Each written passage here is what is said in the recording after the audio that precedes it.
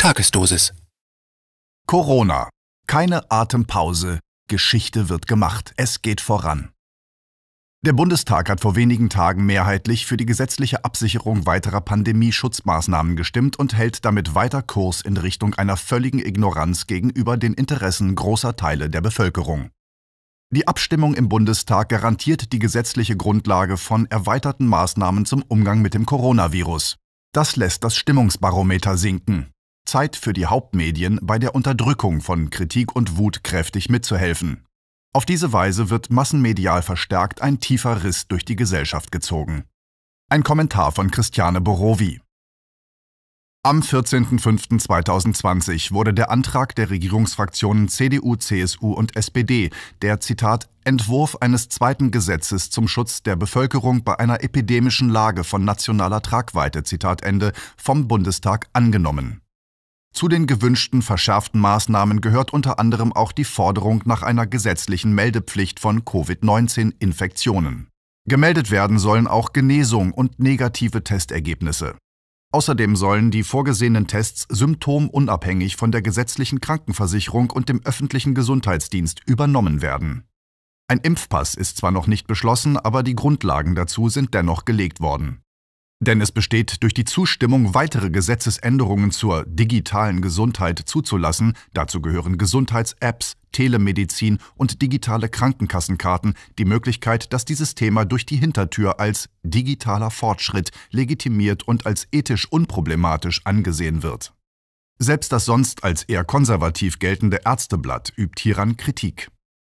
Da das neue Infektionsschutzgesetz genutzt werden kann, um bisher verankerte Gesetzgebung und Grundrechte außer Kraft zu setzen, sollte die Frage des Bürgers gestattet sein, wie sich diese Änderungen in der Gesetzgebung überhaupt legitimieren. Aber Fragen zu stellen, geschweige denn Empörung, ist nur noch innerhalb eines ganz engen Meinungskorridors gestattet. Die Stimmung ist deshalb bei vielen Menschen bis zum Zerreißen gespannt. Protest und Wut nehmen zu. Allerdings kann der Bürger nicht damit rechnen, von Politik und Medien ernst genommen zu werden. Eher ist das Gegenteil der Fall. Man wird massenmedial als Bürger mit, Zitat, wilder Wut, Zitat Ende, und damit automatisch als gefährlich für die Gesellschaft abgewertet.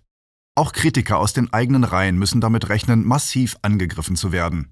Am 13.05.2020 titelt der Tagesspiegel in Bezug auf geleakte Dokumente aus dem Bundesministerium für Inneres, Bau und Heimat, Zitat, Ärger im Innenministerium, was hinter dem unautorisierten Corona-Bericht steckt, Zitat Ende. Aber leider wird keineswegs inhaltlich argumentiert oder gar die einzelnen Kritikpunkte reflektiert. Immerhin ist der Verfasser zu dem Schluss gekommen, dass die Maßnahmen zu Corona gefährlicher seien als das Virus selbst. Der Blog Tischis Einblick hatte zuerst exklusiv berichtet. Das ist für den Tagesspiegel Anlass genug zu der Behauptung, das Magazin sei, Zitat, nah am Rechtspopulismus, Zitat Ende, und würde, Zitat, wilde Thesen, Zitat Ende, verbreiten. Kritiker werden also kurzerhand als rechte Wilde betitelt, die Hetze betreiben und damit obendrein Zulauf für Verschwörungstheoretiker bieten würden. Inhaltliche Auseinandersetzung ist also kein Thema. Anstelle dessen wird Horst Seehofer als Chef des Bundesministeriums für Inneres, Bau und Heimat mit seiner Stellungnahme zitiert, es handele sich bei der Kritik nur um eine persönliche Meinung, von der er und das gesamte Ministerium sich distanzieren würden. Man könnte ja meinen, dass genug Zeit vergangen ist, seitdem der Begriff Verschwörungstheoretiker 1967 erstmalig in einem CIA-Memo zum Umgang mit Kritikern der offiziellen Theorien zum Kennedy-Mord genannt wurde und dass diese Taktik psychologischer Kriegsführung längst durchschaut und ohne Erfolg sein müsste. Doch das ist leider nicht der Fall, ganz im Gegenteil. Es lohnt sich immer noch, einen Blick in dieses Dokument zu werfen. Dort steht bereits die Agenda, der die deutschen Medien überwiegend heute noch folgen, genau beschrieben. Wenn jemand die Wahrheit sagt, dann soll man, laut CIA-Anweisung, erwidern, das sei nur dessen persönliche Meinung. Dann soll man ihn Verschwörungstheoretiker nennen und wenn das alles nicht hilft, dann kann und soll man sich bitte nochmal genau bei der CIA erkundigen, wie man denjenigen als psychisch instabil darstellen kann. Wieder und ohne Unterlass wird dieser CIA-Kampfbegriff von der persönlichen Meinung gegen Kritiker der Regierung verwendet. Durch das ewige Hochwürgen dieser alten Diffamierungstechnik durch die deutschen Medien wird es jedoch kaum weniger verheerend für den Ruf von Kritikern. Menschen, die gegen die Gesetzesänderungen protestieren und sich dabei auf das Grundgesetz beziehen, müssen sich tatsächlich als, Zitat, Nazis, Zitat Ende, beschimpfen lassen, bekommen jedoch keine Antwort auf die Rückfrage, was an dem Einsatz für das Grundgesetz bitte konkret rechts sei. Der Spiegel ist hier an ganz vorderster Diffamierungsfront und titelt am 12.05.2020, Zitat, Wut unterm Aluhut über Corona-Verschwörungstheoretiker, Zitat Ende. Im März gab es in dem Blatt bereits eine Kolumne mit dem Titel, Zitat, Corona, schützt euch vor der Corona-Wut, Zitat Ende. Darin heißt es, Zitat, diese Corona-Rage ist wie die Krankheit eine Gefahr. Und wie bei der Pandemie können auch hier alle etwas dagegen tun, wenigstens ein bisschen, Zitat Ende. Was in diesem Zusammenhang als Wut anzusehen ist, wird dabei selbstverständlich von den Medien definiert. Seine Meinung zu äußern, möglichst mit vielen Menschen gemeinsam, wird als so gefährlich eingestuft wie die Krankheit selbst. Das ist zynisch und nimmt die Bevölkerung nicht ernst. Außerdem wird mit dieser Abwertung die Wut unterdrückt, und gerade das ist das Gefährliche. Egoisten, Verschwörungstheoretiker, Besserwisser. Die derzeit so im Fokus stehende Wut soll aber vielmehr in eine bestimmte Richtung gelenkt werden, und da wird man wieder beim Tagesspiegel fündig. Redakteur Malte Lehming gibt sich in einem Video betroffen und wütend zugleich. Er berichtet darin, er würde sich wohlfühlen im Homeoffice und da er privilegierter sei als die vielen Geschädigten der Corona-Krise, zum Beispiel Obdachlose, Arbeitslose oder die 2 Coronavirus-Infizierten in der Redaktion, gäbe es für ihn selbst also insgesamt keinen Grund, sich, Zitat, über irgendetwas zu beschweren, Zitat Ende. Ein Schlag ins Gesicht der Kritiker, die hier medial behandelt werden wie trotzige kleine Kinder. Denn gerade so wird dem Zuschauer erklärt, es gäbe keine Alternative. Wir würden im Ausnahmezustand leben und es seien zwar viele Fragen offen, was zugegeben quälend sei, aber, und jetzt kommt es, das müsse man aushalten, dass es nun mal keine Antworten gäbe. Geduld, Fantasie, Hoffnung preist Malte Lehming als Heilmittel zum sich nicht beschweren und durchhalten an. Menschen, die sich nicht daran halten, machen ihn dagegen ärgerlich und wütend. Das ist interessant. Nicht die Maßnahmen und Gesetzesänderungen machen ihn wütend, sondern die Kritiker und Verweigerer. Für Lehming ist klar, wer die Einschränkungen der Freiheitsrechte nicht einfach aushalten möchte, sondern hinterfragt, wird kurzerhand klassifiziert und abgewertet. Er teilt die Kritiker in 3 Klassen ein, in Egoisten, Verschwörungstheoretiker und Besserwisser. Den Egoisten schreibt er einen Mangel an Solidarität im Großen wie im Kleinen zu. Egoisten seien auch die, die Hamsterkäufe machen. Die größte Angst des Redakteurs auf politischer Ebene gilt allerdings Afrika und Indien, denn wenn man nicht aufpasst und solidarisch genug ist, dann, Zitat, wird aus dieser globalen Krise eine globale Katastrophe, Zitat Ende, so seine Meinung. Ich muss sofort an die vielen afrikanischen Frauen denken, denen man seinerzeit mit Impfstoffen geholfen hat, denen gleich auch Mittel zur Sterilisation beigefügt waren. Doch diese Assoziation bringt mich wahrscheinlich sofort in die Nähe des größten Stachels im Fleisch des Herrn Lehming, denn zur zweiten ihn wütend machenden Gruppe gehören Verschwörungstheoretiker, die, Zitat, 1000 Theorien über dieses Virus verbreiten, Zitat Ende, und damit angeblich die Gesellschaft polarisieren. Das Hinterfragen an sich wird schon diffamiert, geschweige denn, dass man sich für alternative Antworten interessieren dürfte. Die Besserwisser regen ihn aber auch auf. Dazu sagt er, und da wird die ganze Menschenverachtung, die seiner Meinung zugrunde liegt, deutlich, Zitat, wie es bei jeder Fußball-WM Tausende von Fußballtrainern gibt, die es besser wissen als der Bundestrainer selber, so gibt es auch Tausende von Menschen, die ganz genau wissen, was falsch gemacht worden ist, was zu tun ist, wie es zu lösen ist und dass womöglich die Folgen, die Therapie, schlimmer sein wird als die Krankheit selber. Zitat Ende. Das alles seien diejenigen, die die Ungewissheiten nicht aushalten. Das sind die Schwachen, die nicht mal ein bisschen Krise ertragen können, und sein Wettern gegen alle, die kritisieren oder sogar Lösungen vorschlagen und anregen, gipfelt in dem Statement, Zitat, allein das ist das, was uns hilft, diese Krankheit und diese Pandemie zu besiegen, Zitat Ende. Das ist aus traumatheoretischer Perspektive eine reine Überlebensstrategie, sonst nichts. Aber dennoch eine interessante Information. Der Mensch, der Angst hat und einfriert, ist also der gewünschte Bürger.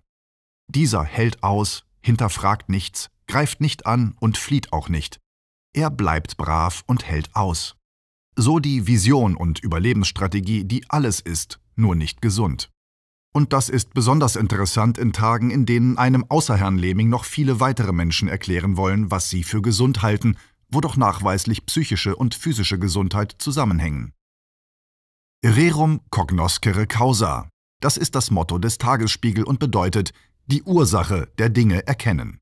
Es sollen aber scheinbar nur die Ursachen der Dinge anerkannt werden, die der Tagesspiegel vorgibt. Wenn das ein ernst gemeintes Motto wäre, dann würde man sich dort nicht einer Sprache bedienen, die längst in den Bereich der psychologischen Kriegsführung einzuordnen ist, um sich über, Zitat, Verschwörungstheoretiker, Zitat Ende, aufzuregen. Aus der Konfliktsoziologie weiß man, dass es besonders bei einem Beurteilungskonflikt notwendig ist, sich so viele Informationen wie möglich zu beschaffen, damit man letztlich ein Urteil fällen kann.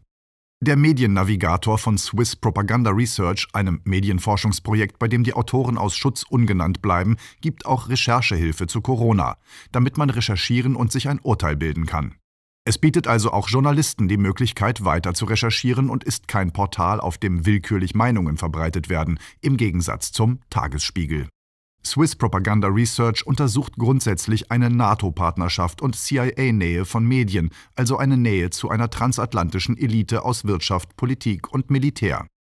Ein Blick in den Mediennavigator zeigt, dass der Tagesspiegel eine große Nähe zu diesen Eliten hat. Da wundert es nicht, dass aus den Federn der massenmedialen Schreiberlinge die gleiche Sprache fließt. Dabei wäre ein Blick auf die Wut der Menschen, welche die Folgen der Maßnahmen kaum noch aushalten können und die mit medialen Durchhalteparolen zum Schweigen gebracht werden sollen, durchaus angebracht. Wut unterdrücken heißt, alles mit sich machen lassen. Man weiß aus der Kommunikationsforschung, zum Beispiel der gewaltfreien Kommunikation, dass es gerade die Unterdrückung von Wut ist, die letztlich zu unkontrollierten Gewaltausbrüchen führt. Es ist also keineswegs eine Gruppe von Wilden, Spinnern und Rechten, die da unzivilisiert, wütend und daher gefährlich sind. Marshall B. Rosenberg, der Begründer der gewaltfreien Kommunikation, der durch seinen Ansatz viele politische Konflikte befrieden konnte, hat immer wieder in seinen Werken betont, dass derjenige, der gelernt hat, seine Wut zu unterdrücken, im Grunde gelernt hat, dass man alles mit ihm machen kann. Die Unterdrückung von Wut führt also nicht zur Unterdrückung von Gewalt, sondern ist im Gegenteil eine Ursache von Gewalt. Das ist eine steile These. Marshall Rosenberg wies jedoch ganz klar darauf hin, dass Massenmörder nach einer Tat von ihrer Umgebung immer wieder so beschrieben werden. Zitat: Das war so ein netter Mann, immer ruhig und ausgeglichen, es gab nie Streit mit ihm, ich verstehe das nicht. Zitat Ende. Er sieht also einen direkten Zusammenhang zwischen Wutunterdrückung und Gewalt. Wut ist ein Hinweis auf ein unerfülltes Bedürfnis. Unterdrücke ich die Wut, sorge ich nicht dafür, dass mein Bedürfnis erfüllt wird. Ein gesunder Umgang mit Wut sieht dagegen so aus, dass man den Ärger transformiert und lernt, die Wurzel der Wut zu verstehen. Einfach nur blind die Wut rauslassen wäre tatsächlich unsinnig, weil kein Umwandlungsprozess und keine Entwicklung stattfindet. Wut und Resilienz hängen daher eng zusammen und das ist interessant, wenn es tatsächlich um Gesundheit geht. Die Kernfrage, die Herrn Lehming eigentlich Entspannung und damit auch in die Nähe von Gesundheit gebracht hätte, wäre nicht die nach einer Klassifizierung von Menschen in Typen, sondern die nach dem, was in uns vorgeht, wenn wir wütend sind. Was ist das dahinterliegende, unbefriedigte Bedürfnis? Diese Frage aber würde zu weiteren Gesichtspunkten und vor allem dazu führen, dass wir eben nicht alles mit uns machen lassen, sondern Wut als Warnleuchte ansehen, die einem wie im Auto anzeigt, wo was gebraucht wird und wo man etwas tun muss, damit der Wagen nicht plötzlich zum Totalschaden wird. Was bei einem Auto funktioniert, kann man auch auf das Funktionieren einer Gesellschaft übertragen. Es ist in allen Bereichen wichtig zu lernen, nicht jeden Menschen, der seine Kritik äußert, der auf die Straße geht oder Fragen stellt, Briefe an die Kanzlerin schreibt oder überhaupt seinem Ärger Ausdruck verleiht, menschlich und charakterlich in Frage zu stellen und sogar pauschal abzuwerten. Viel klüger und fortschrittlicher wäre eine Gesellschaft, die in der Lage ist, das der Wut zugrunde liegende unerfüllte Bedürfnis, zum Beispiel nach Freiheit, Sicherheit oder körperlicher Unversehrtheit, zu erkennen. Dann wäre die Gefahr sehr viel geringer, dass Wut tatsächlich zu einer blinden Wut wird, die unkontrolliert ausbricht. Eine Gesellschaft, in der plötzlich als Ergebnis unterdrückter Wut Bürgerkrieg ausbricht, ist schwach. Eine Gesellschaft ist dagegen stark, wenn sie es aushält, dass es Kritik gibt, weil sie sich verbessern kann und außerdem die Bedürfnisse vieler Menschen achtet und nicht nur die einiger weniger. Wut zu unterdrücken ist zwar eine erlernte, aber dennoch die denkbar schlechteste Strategie, um Gewalt zu verhindern. Wer umlernen und nicht alles mit sich machen lassen will, ist also aufgerufen, das Bedürfnis, dessen Nichterfüllung die Ursache für die Wut ist, aufzuspüren und den Ärger umzuwandeln in ein Engagement für genau jenes Bedürfnis. Wandelt man seinen geheiligten Zorn um, kann man 2 Fliegen mit einer Klappe schlagen. Man lässt nicht alles mit sich machen und man lernt, wie man sich um seine Bedürfnisse kümmern kann. Am besten lernt man dabei sogar, wie man tatsächlich gewaltfrei Widerstand leisten kann. Erlernte Strategien zum Umgang mit Gewalt in diesem Sinne zu hinterfragen, würde auch Lernprozesse anregen, die eine Gesellschaft über sich hinauswachsen ließe und die in tatsächlichem Sinn fortschrittlich wäre. Doch es bräuchte eine Atempause, Besinnung und ernsthafte Beschäftigung mit den eigenen Bedürfnissen und keine medial gedroschenen Phrasen, man müsse alles aushalten. Ansonsten tritt das ein, was im titelgebenden Lied beschrieben ist. Zitat: Graue B-Filmhelden regieren bald die Welt. Zitat Ende.